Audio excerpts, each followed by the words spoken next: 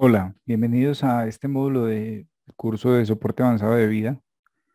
El día de hoy vamos a tocar dos temas, taquicardias y bradicardias. Empezando por el tema de taquicardias, entonces hay que hablar de que las taquicardias las podemos dividir de muchas formas, principalmente las vamos a dividir en taquicardias de complejos estrechos, que son supraventriculares. Eso quiere decir que el impulso se genera por encima del ventrículo y sigue el sistema de conducción cardíaco normal, y aquellas de complejos anchos, que son o ventriculares, o sea, se generan por debajo de la división de las de His, o supraventriculares con lo que llaman aberrancia, que realmente no es más que un bloque de rama preexistente, o la existencia de unas aberrante de conducción que enlentece el sistema de conducción, lo que hace que el complejo sea ancho.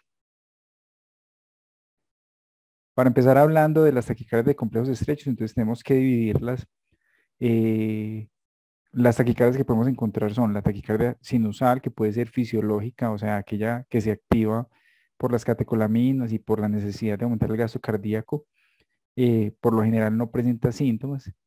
Y la taquicardia sinusal inapropiada. Esta última es una taquicardia que tiene su origen en el nodo sinusal. Sin embargo, se presenta ante estímulos mínimos, o es una respuesta exagerada a un estímulo, o a veces incluso a ningún estímulo, lo que hace que sea inapropiada. Eh, Puede ser muy sintomática, tan sintomática como cualquiera de las otras, y puede requerir incluso tratamiento médico.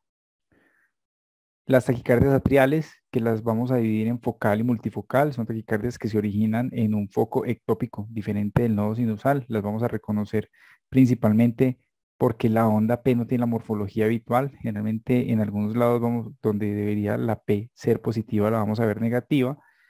Esta va a ser igual en el caso de que sea unifocal o focal, y va a ser diferente en todos los complejos en caso de que sea multifocal, y es una de las principales causas de arritmias arrítmicas.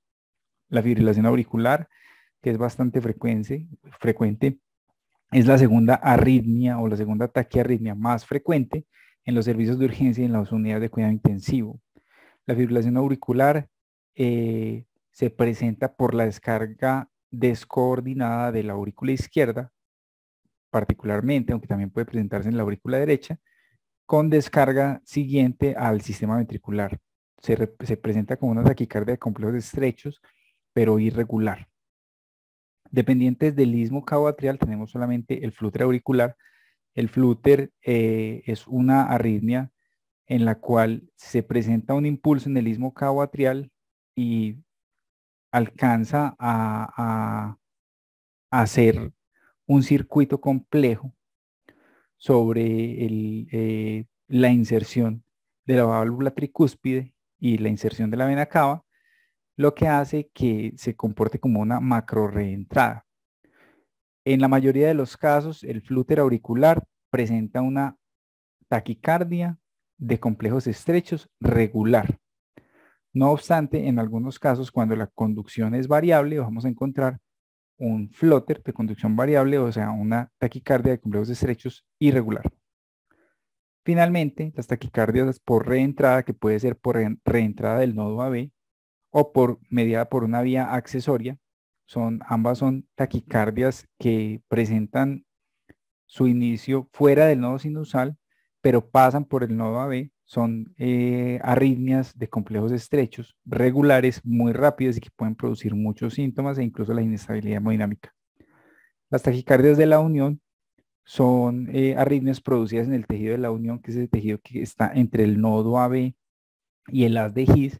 Ese tejido de la unión tiene una frecuencia cardíaca normalmente entre 40 y 60 latidos por minuto, y es por eso que las taquicardias de la unión, que generalmente son frecuencias por encima de 60 latidos por minuto, no representan un problema clínico importante. Cuando hablamos de taquicardia de complejos anchos, hablamos en un 80% de taquicardias de origen ventricular. Son graves, comprometen la vida del paciente y en su gran mayoría presentan o inestabilidad hemodinámica o paro cardiorrespiratorio. Y las taquicardias supraventriculares, como les decía, que pueden tener un bloqueo de rama preexistente en un 15%, o sea, en tres cuartas partes de su presentación, eh, o tienen una conducción por una vía accesoria diferente. Por ejemplo, una taquicardia supraventricular que tenga además preexcitación, por ejemplo, por un Wolf Parkinson White preexistente. Eh, para el manejo de las taquicardias, entonces vamos primero a definir el problema. Dentro de las definiciones tenemos que taquicardia es cualquier frecuencia cardíaca mayor a 100 latidos por minuto, pero generalmente no se presentan síntomas diferentes a la sensación de taquicardia. Cuando alcanza una frecuencia por encima de 150 latidos por minuto, empieza a haber significado clínico, entonces empiezan a haber síntomas como dolor torácico o puede haber malestar, palpitaciones, y en los casos más extremos puede haber signos de choque. Entre más rápida sea la taquicardia, mayor va a ser la representación del estado clínico del paciente. Cuando nos enfrentamos a un paciente con taquiarritmias o con taquicardias sintomáticas, entonces se presenta con los síntomas, establecemos contacto, vamos a seguir eh, una, una, un abordaje secuencial tipo ABCD como en el trauma, solamente que con algunas variantes. Primero establecemos el contacto, miramos si el paciente responde o no responde. Si no responde, debemos irnos al algoritmo de reanimación, ya sea que tenga pérdida de la conciencia, paro respiratorio o paro cardiorrespiratorio, y activamos el sistema de emergencias. Si el paciente responde, entonces verificamos cómo está su conciencia, si el paciente presenta preservación del estado de conciencia o si tiene depresión del estado de conciencia. Evaluamos la vía aérea. En caso de que esté comprometida, permeabilizamos y si es necesario, si es del caso, realizamos intubación orotraqueal. La respiración, si el paciente respira solo, respira bien, respira de forma simétrica y la frecuencia respiratoria es adecuada. En la circulación evaluamos signos de perfusión periférica, pulsos periféricos y centrales, frecuencia cardíaca, signos de hipoperfusión y uno de los hallazgos más importantes es preguntar por dolor precordial, que es uno de los signos de inestabilidad en los pacientes con taquiarritmias. En este momento debemos considerar, si el paciente presenta cualquiera de estos signos, la posibilidad de canalizar una vena y el inicio probablemente de reanimación hídrica regulada.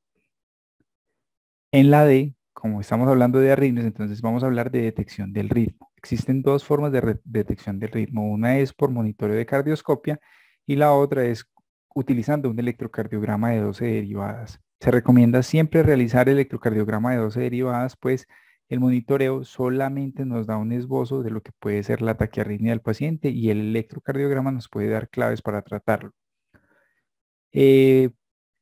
Dentro de las arritmias podemos tener o taqui o bradiarritmias y estas pueden ser estables o inestables. Dependiendo de cada una de las presentaciones será el manejo.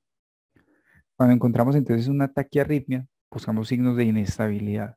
Esos signos de inestabilidad serán dolor torácico anginoso, eh, aunque la mayoría de las taquiarritmias pueden presentarse con algún grado de dolor torácico, hablamos de dolor torácico anginoso fuerte, que no tolera el paciente, signos de falla cardíaca aguda como edema o disnea. Cuando hablo de edema pulmonar, cambios en el estado mental que puede ir desde el coma hasta la agitación, hipotensión sostenida con una presión arterial sistólica por debajo de 90, una presión arterial media por debajo de 65 o una caída de más de 40 milímetros de mercurio de la presión arterial sistólica basal del paciente. Y signos de choque periféricos como son prolongación del llenado capilar, frialdad distal o la textura pegajosa de la piel. Siempre que estemos ante una taquicardia sintomática e inestable, el tratamiento será la cardioversión eléctrica inmediata. Para hacer esto, entonces necesitamos canalizar uno o dos accesos venosos, dependiendo de qué tan grave veamos al paciente. Suministramos sedación. Esta sedación idealmente debe incluir tanto la sedación como la analgesia, porque es un procedimiento altamente doloroso y se realiza cardioversión eléctrica sincronizada inmediatamente. Esa cardioversión eléctrica tiene unas condiciones que vamos a ver más adelante. Cuando realizamos cardioversión eléctrica, siempre tenemos que tener a la mano un carro de paro y ojalá la persona más experta debe estar a bordo de este procedimiento.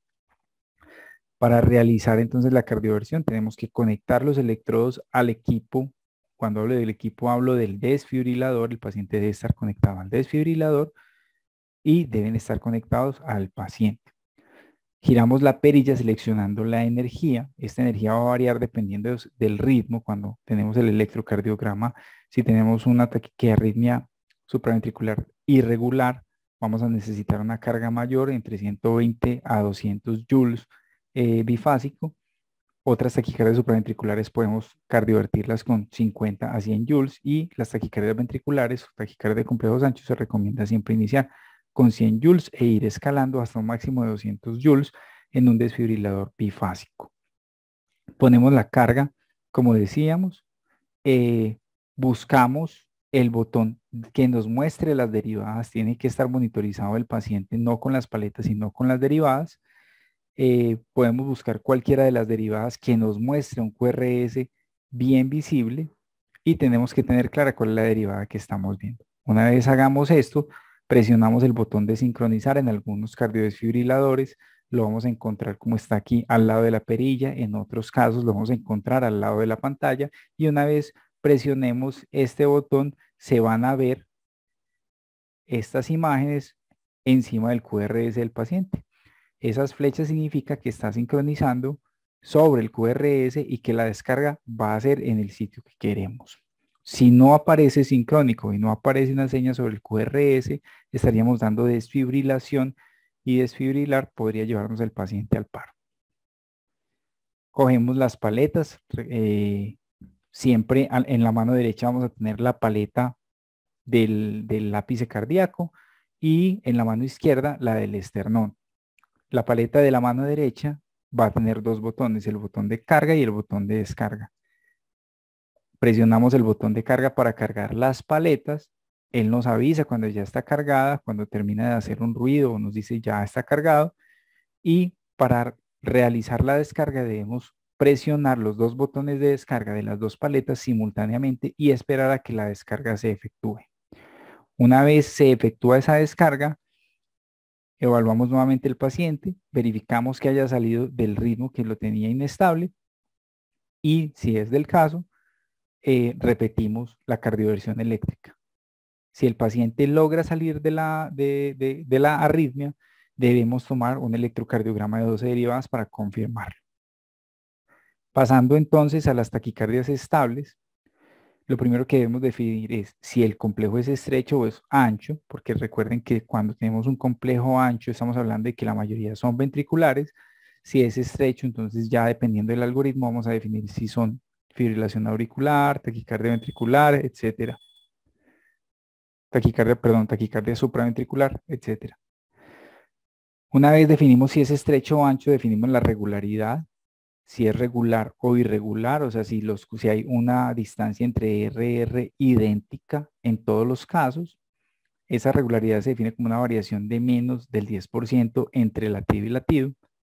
Y también empezamos a hacer la evaluación clínica por medio de la historia, en la cual debemos preguntar la rapidez de inicio de la taquiarritmia, verificar cuánto es la frecuencia cardíaca. Normalmente las taquicardias supraventriculares las vamos a encontrar con una frecuencia cardíaca mayor entre 200 y 300. La fibrilación auricular y el flúter auricular van a estar más o menos en 150 y 200. Cuando es el flúter auricular se presenta generalmente en frecuencias cardíacas de 150 o de 300. Sobre todo si es conducción 2 a 1 es de 150, si es conducción 1 a 1 es una frecuencia cardíaca de 300. Y las taquicardias ventriculares van a tener una frecuencia entre 200 y 300 también, más o menos entre 200 y 250. Una vez evaluado esto, entonces vamos a dividir las taquicardias estables, QRS estrecho regular. La mayoría de sus casos son taquicardias supraventriculares. Si son irregulares, tenemos que considerar fibrilación auricular, flúter auricular o taquicardia atrial multifocal. Aunque recuerden que algunas flúter auriculares pueden presentarse como taquicardias regulares. Si el QRS es ancho y los complejos son regulares, entonces tenemos que considerar como primera causa taquicardia ventricular. Si el QRS es ancho, pero el RR es irregular, estaremos ante una fibrilación auricular preexcitada, o sea, una fibrilación auricular con un Wolff-Parkinson-White asociado, o una arritmia de puntas torcidas. Esas puntas torcidas es una arritmia en la cual los complejos van primero hacia arriba y luego hacia abajo, y tienen unas causas particulares. Según el tipo de taquicardia, entonces vamos a ofrecer tratamiento. Si tenemos una taquicardia de complejos estrechos que es regular, o sea, es una taquicardia supraventricular, iniciamos con maniobras vagales. Las maniobras vagales son muchas, entonces está el reflejo tusígeno, el reflejo nauseoso, la aplicación de frío, cambios de temperatura en la piel, que es muy frecuente utilizarlo en niños, la presión ocular que no se utiliza por el riesgo de daño ocular, eh, y existe las maniobras de Valsalva o maniobra de Valsalva modificada, que es una de las que más se ha utilizado recientemente. También anteriormente estaba y todavía se describe en la literatura la maniobra de masaje carotídeo. Sin embargo, las tasas de conversión con masaje carotídeo son muy bajas, menores al 25%, y existe riesgo de que se libere una placa teromatosa de la carótida y que pueda causar una ACV. Esto es más anecdótico, realmente no es tan frecuente que pase, y en el caso de que el paciente lo requiera se puede hacer. Sin embargo, como les digo, la tasa de conversión es muy baja. La maniobra que mejor tasa de conversión ha tenido es la maniobra de Valsalva modificada, que es esta. Eh, Se pone al paciente en una posición con una cabecera levantada a más de 45 grados o incluso en posición sentado. Se le pide que sople, idealmente en un manómetro a 40 milímetros de mercurio. Si no tenemos un manómetro a 40 milímetros de mercurio, podemos utilizar una jeringa. Le pedimos al paciente que sople por la punta de la jeringa con la intención de sacar el émbolo. Esta fuerza produce aproximadamente entre 40 y 50 milímetros de mercurio. Esto lo debe hacer, esta maniobra la debe hacer por alrededor de 15 segundos. Una vez terminados esos 15 segundos, se acuesta al paciente, se le elevan las extremidades a 45 grados por otros 15 segundos y luego se vuelve a poner al paciente en posición sentado por otros 30 segundos. Al cabo de un minuto debe haber cambio en la terapia. Aquí vamos a ver cómo a un paciente se le logró hacer una maniobra de Valsalva modificada y sale al ritmo sinusal.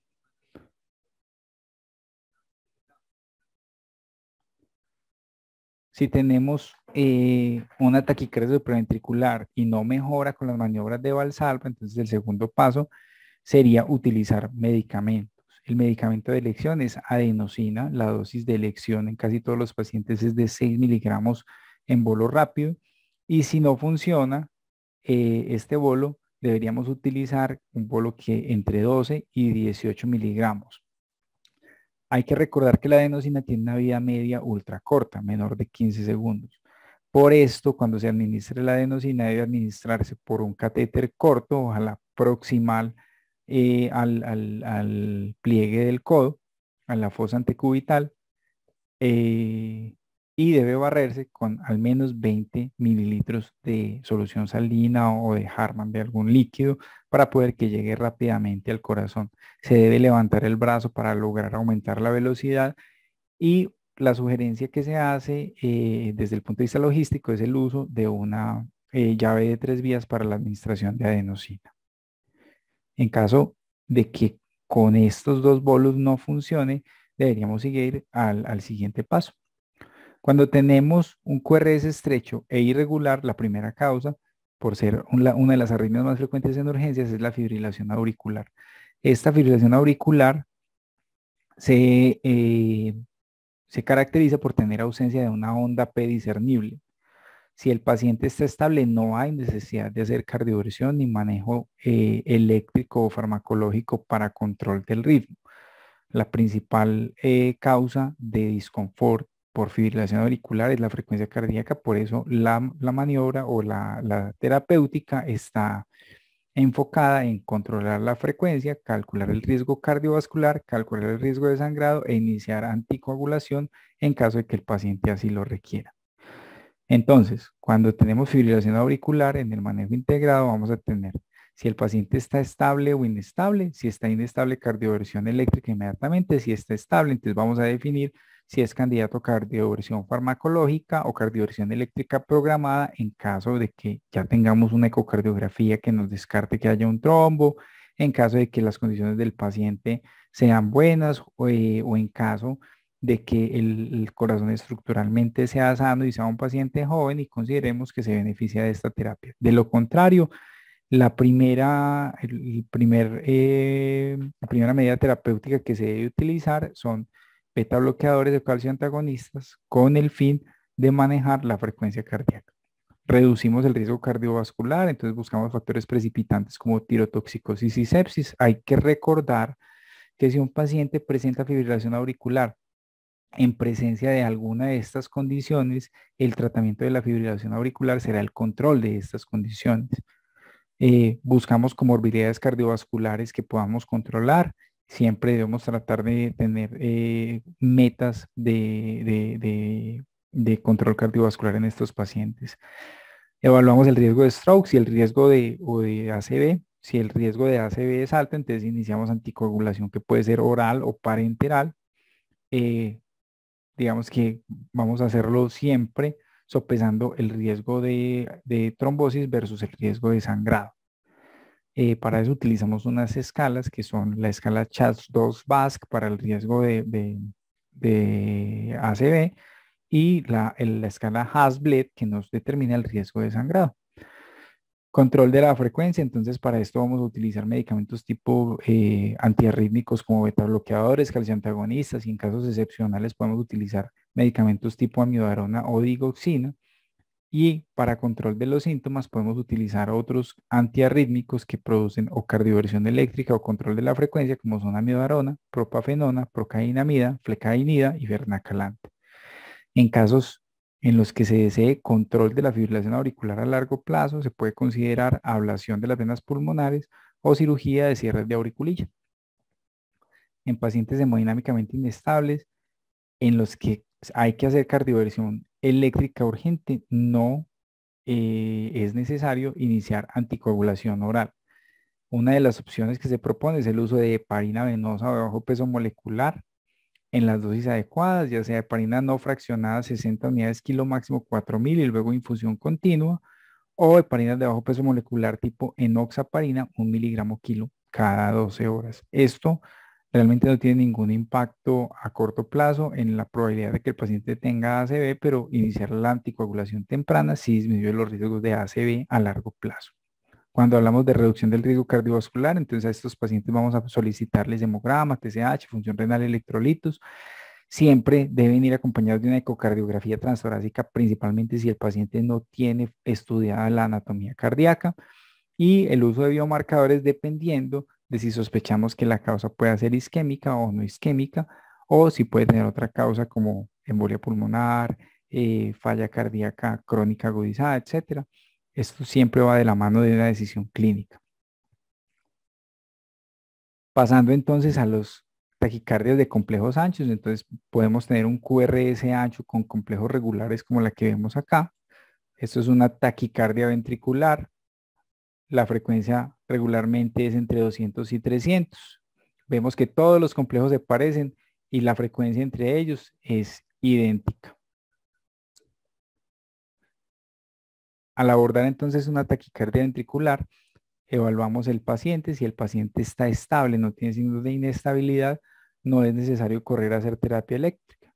Lo primero que debemos hacer es control del ritmo por medio de medicamentos. El medicamento de elección en este caso, en nuestro medio, es la amiodarona en dosis de 150 miligramos IV en 10 minutos. Podemos repetir esta dosis a medida que sea necesario, máximo una dosis de 2.2 gramos en 24 horas. Y en caso de administrarlo, sería necesario poner infusión. Si consideramos que con amiodarona no va a mejorar el paciente, debemos prepararnos para una cardioversión eléctrica electiva. Cuando nos enfrentamos a un QRS ancho e irregular, tenemos dos opciones: fibrilación auricular preexcitada o una arritmia de puntas torcidas o toxia de Points.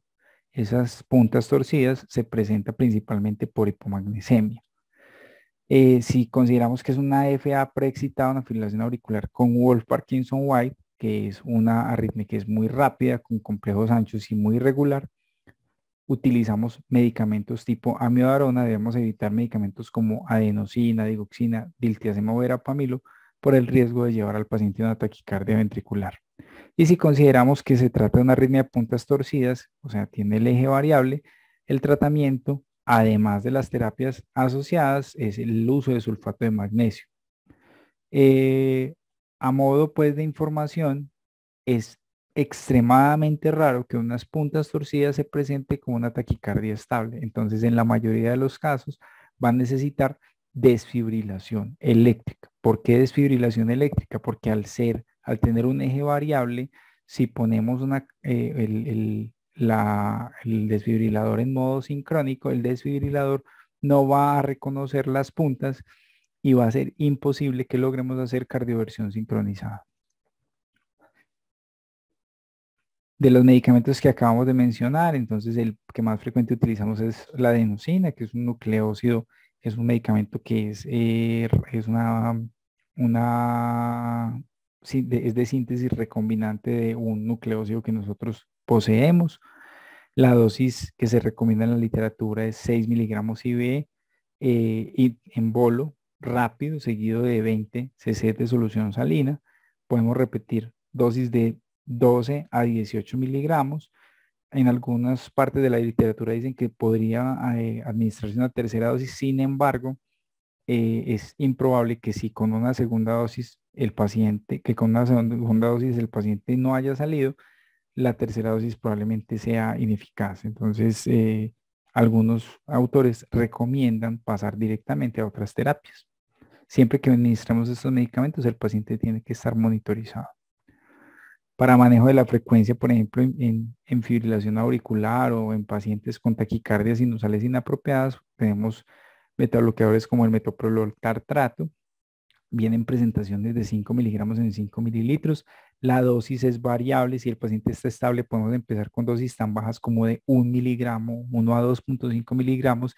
Y si el paciente está muy sintomático, podemos poner hasta 5 miligramos intravenosos. Esta dosis puede repetirse al cabo de 10 a 15 minutos, máximo 15 miligramos, aunque algunos dicen que se puede poner cada 5 minutos. La vida media y el inicio de acción del metoprolol puede tardar hasta 15 minutos y las dosis superpuestas pueden aumentar el riesgo de que el paciente haga choque. Una vez el paciente haya salido de la crisis, deberíamos continuar con el betabloqueador oral. La amiodarona, que es uno de los medicamentos más usados principalmente en arritmias ventriculares y en fibrilación auricular, tiene múltiples mecanismos de acción. Su presentación es en ampollas de 150 miligramos en 3 mililitros o 50 miligramos por mililitro. Si necesitamos una infusión rápida, entonces ponemos 150 miligramos en 10 minutos y podemos repetir cada 10 minutos. Y una vez el paciente haya salido de la crisis, si deseamos poner una infusión, esa infusión debe ser de 1 miligramo minuto por las primeras 6 horas y luego pasar a 0.5 miligramos minuto por las siguientes 18 horas o 50 miligramos hora por 24 horas. El sulfato de magnesio, entonces es un medicamento que nos va a servir específicamente en las taquicardias de puntas torcidas y cuando sospechamos hipomagnesemia.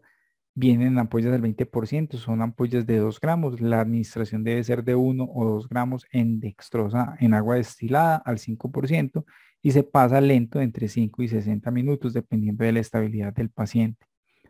Idealmente, si queremos reponer magnesio, la administración no debe ser más después del momento de crisis en menos de 2 horas por el dintel renal de magnesio que no permite que se mantenga el magnesio sérico cuando se administra muy rápido. Pasando entonces al tema de bradicardias, encontramos nuevamente un abordaje secuencial, establecemos contacto, hacemos la estrategia ABCD. Si el paciente no responde, entonces nos vamos hacia el algoritmo de reanimación donde verificamos respiración, pulso y activamos el sistema de emergencia. Si el paciente responde, definimos su estado de conciencia, permeabilizamos vía aérea, evaluamos la ventilación y evaluamos signos de hipoperfusión y de adecuada circulación, canalizando vena en caso de ser necesario. Detectamos el ritmo, idealmente con un electrocardiograma de 12 derivadas, y una vez detectamos la bradicardia, vamos a determinar si el paciente presenta signos de inestabilidad que son idénticos a los de taquicardia. Dolor anginoso, signos de falla cardíaca aguda, cambios en el estado mental, hipotensión o signos periféricos de choque. Si estamos ante una bradicardia inestable, entonces vamos a dividirlos en bradicardias de bajo grado y de alto grado. De bajo grado tenemos la bradicardia sinusal, que puede ser sintomática generalmente cuando la frecuencia está por debajo de 40 latidos por minuto. Sus principales causas son el uso de antiarrítmicos y en algunos casos algunas enfermedades estructurales del corazón, el bloqueo y el bloqueo del primer grado, que es un retraso constante en la conducción del impulso eléctrico entre la onda P y el QRS. Esto se determina por medio de un intervalo PR mayor de 20 milisegundos y este PR es constante con un RR regular. El bloqueo AB de segundo grado, MOVITS 1, que es un retardo progresivo en la conducción, eso se llama fenómeno de Wenckebach, se va alargando, alargando, alargando hasta que uno de los PR ya no conduce y la conducción RR va a ser variable. Entonces vamos a tener una relación 5-4 o 4-3, o sea, 5 ondas P por cada 4 QRS, etcétera. Esos anteriores son bloqueos de bajo grado. Los dos siguientes son bloqueos de alto grado que requieren otras intervenciones. Entonces, los bloqueos de alto grado son el bloqueo AB de segundo grado MOVITS 2. Se presenta como un ritmo auricular regular que conduce en algunas ocasiones y en otras ocasiones no conducen. Normalmente el RR va a ser regular en un tramo y luego hay ausencia del QRS. Como hay ausencia del QRS, entonces hay ausencia del latido ventricular, se bloquea completamente y eso hace que disminuya la perfusión, lo que produce generalmente shock en el paciente. Y los bloqueos AB de tercer grado, donde haya disociación completa auriculoventricular. Las ondas P van por un lado y los QRS van por el otro. El ritmo puede ser regular o irregular, dependiendo de la arritmia, y el QRS puede ser ancho o estrecho, dependiendo de dónde se esté despolarizando el ventrículo. Este ventrículo se puede despolarizar en el tejido de la unión, inmediatamente debajo del nodo AB, en el haz de His o por debajo del haz de His. Entre más abajo sea la despolarización ventricular, peor es el pronóstico y más agresivo debe ser el tratamiento. De los bloqueos de bajo grado, que son la bradicardia sinusal, el bloqueo AB de primer grado y el bloqueo AB de segundo grado MOVITS 1, debemos considerar el uso de atropina. La atropina es un medicamento eh, anticolinérgico, ya lo vamos a ver más adelante, que mejora el tono parasimpático. Y en caso de los bloqueos AB de segundo grado, MOVITS 2 o bloqueos AB de tercer grado, que son los bloqueos avanzados, siempre vamos a requerir marcapaso.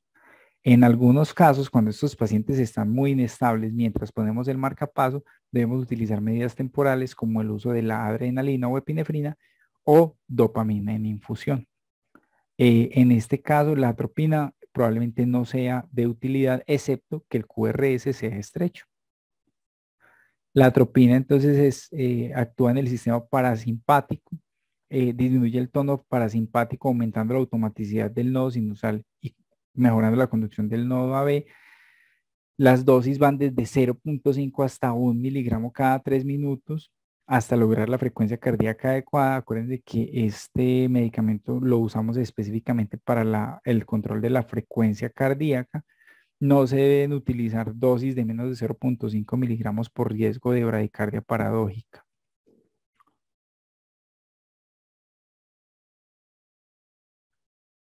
Otro medicamento que vamos a utilizar es la adrenalina. Es un agonista adrenérgico alfa y beta. Mejora la resistencia vascular sistémica, aumenta la presión arterial sistólica y diastólica, mejora la actividad eléctrica del miocardio y es un medicamento que tenemos disponible en todos los carros de paro. La adrenalina la vamos a utilizar en dosis de entre 10 y 60 microgramos o 2 a 10 microgramos por kilo por minuto o por bolos. Ya sea diluido en infusión o se puede diluir en 10 centímetros, luego retirar 1 centímetro, diluirlo nuevamente hasta 10 centímetros y cada centímetro cúbico de eso queda con una concentración de 10 microgramos. La dopamina sería otro medicamento para utilizar en los casos más extremos. Es agonista de receptores dopa, alfa y beta. Eh, las ampollas son de 200 miligramos, la dosis es de 2 a 10 microgramos kilo minuto y tiene un efecto, digamos que muy similar al de la adrenalina.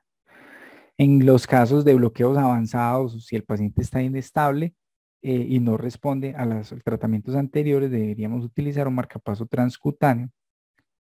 Y aquí les muestro entonces cómo se ve una bradicardia sin el marcapaso, una bradicardia con un marcapaso que está por debajo del umbral de captura, o sea, el marcapaso funciona pero no está capturando, y un marcapaso con captura que muestra la espiga del marcapaso, inmediatamente después un QRS con un bloqueo de rama izquierda. Para poner el marcapaso, entonces los electrodos los conectamos al paciente y los conectamos al desfibrilador. Giramos la perilla a marcapaso seleccionando el modo fijo. Hay un modo fijo y un modo de demanda. Vamos a seleccionar siempre el modo fijo. Seleccionamos la frecuencia de estimulación que la vamos a cuadrar con estos botones. La frecuencia debe estar dentro del rango normal, o sea, entre 60 y 100 latidos por minuto. Y aumentamos la intensidad de la actividad eléctrica. Esa intensidad de la actividad eléctrica podemos arrancar desde 5 miliamperios, pero la recomendación que yo les hago es nunca empiecen con menos de 35 miliamperios porque es improbable que con eso logren una captura del marcapaso. Sedamos al paciente, le ponemos adecuada sedación, conectamos los parches, esto no se hace con paletas, se debe hacer con parches específicamente y deben ser de la misma marca del desfibrilador para poder que conecten bien. Iniciamos la descarga utilizando el botón de iniciar y empezamos a mirar cuando captura y cuando aparece la espiga seguida del QRS con bloqueo de rama izquierda. Una vez tengamos este ritmo y el pulso sea el que nosotros hayamos estipulado en el marcapaso, hemos logrado captura de marcapaso y el paciente va a recuperar la estabilidad hemodinámica. Si la causa de su inestabilidad fue la bradicardia. Así se ve cuando un paciente tiene conectado un marcapaso transcutáneo. En caso de que sea fallido el marcapaso transcutáneo, el paciente debería ir a la colocación de un marcapaso transvenoso que permita el adecuado ritmo de marcapaso directamente en el ventrículo derecho. Muchas gracias por su atención.